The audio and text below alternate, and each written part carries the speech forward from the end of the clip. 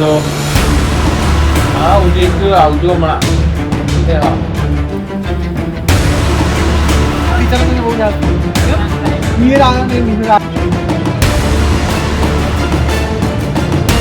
વાત કરે અત્યારે વાત કરે યાર શું થઈ કોણ હલો કોણ હલો હલો હલો ફોન કેમ સ્વિચ ઓફ કરી નાખવાનો યાર